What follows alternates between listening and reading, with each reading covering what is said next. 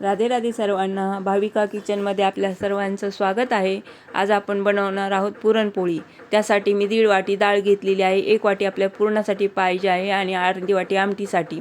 ही डाळ आता स्वच्छ बघून मी धुवून घेते आहे आणि साईडला मी कुकरमध्ये पाणी गरम करायला ठेवलं आहे. पाणी आपलं चांगलं उकळलेलं आहे. त्यामध्ये आपण ही डाळ स्वच्छ धुवून घेतलेली ॲड केलेली आहे. आता ही ढक्कन लावून आपण ठेवणार आहोत. ह्याच्या 4 शिट्ट्या काढून घ्यायच्या आहेत. तोपर्यंत मी एका साईडला तांदूळ स्वच्छ धुवून भात लावलेला आहे. आता आपला डाळ भात होत आहे तोपर्यंत आपण पीठ मळून घेणार आहेत. पीठ मी घट्टपणे मळून घेतलेलं आहे. तोपर्यंत आपण भजीची लगेच तयारी करून घेणार आहेत. मी बेसनमध्ये 1 वाटी कांदा, अर्ध वाटी मिरचीची पेस्ट, थोडासा ओवा, कोथिंबीर, हिंग, नमक,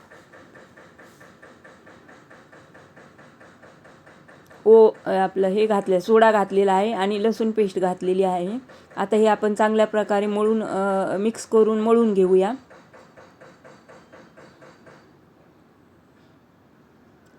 आता ही साईडला झाकून ठेवूया. तोपर्यंत आपली डाळ शिजलेली आहे आणि भात पण झालेला आहे. आता आपण डाळ एका चाळणीमध्ये गाळून घेऊया. यामधलं पाणी आपल्याला आमटीसाठी लागणार आहे आणि थोडंसं आपण आमटीसाठी डाळ पण काढून ठेवणार आहे. बाकीच्या 1 ग्लासमध्ये आपण 1 ग्लास भरून साखर घालणार आहोत. जेवढ्याला तेवढी साखर घातली की आपलं पुरण परफेक्ट होतं. तोपर्यंत मी आमटीचं डाळ चाळणीमध्ये गाळून घेतलेली आहे आणि इकडे पुरणाला चटका देण्यासाठी ठेवलेला आहे. पुरणाला चटका होईपर्यंत आपण लगेच आमटीची तयारी करणार आहोत. कढई गरम करायला ठेवलेली आहे. त्यामध्ये मी जिरे मोहरी ॲड करते आहे. जिरे मोहरी तडतडली की लगेच मी कढीपत्ता घालते आहे.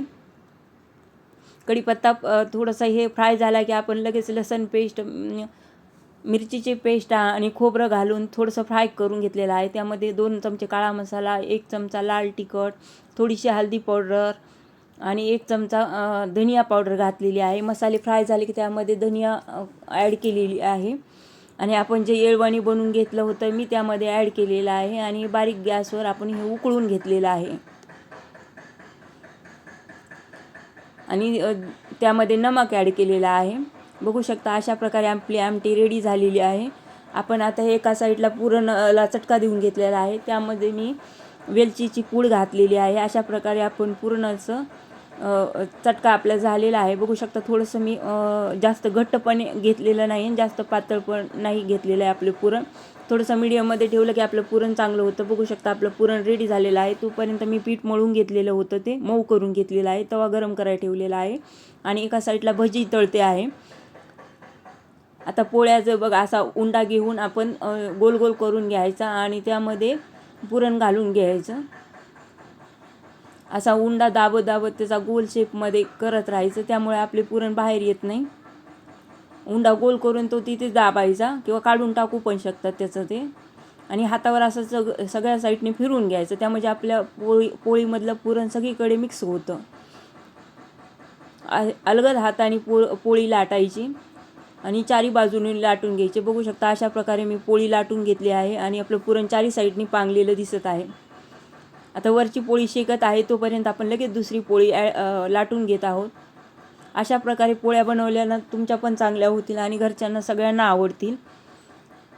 अगदी झटपट होणारी आपली पुरणपोळी आहे आणि गव्हापासून बनवलेली पुरणपोळी आहे. त्यामध्ये मी बिलकुल पण मैदा ॲड केलेला नाही आहे.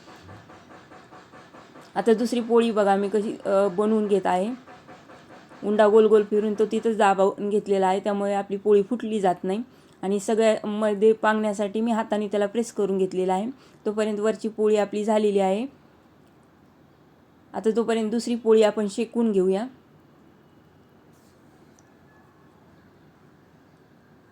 अशा प्रकारे पोळ्या करून बघा, तुमच्यासुद्धा भारी होतील पोळ्या.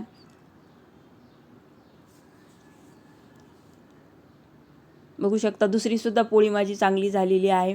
अशा प्रकारे जर माझे व्हिडिओ आवडत असतील तर लाईक करा, शेअर करा, सबस्क्राईब करा. धन्यवाद.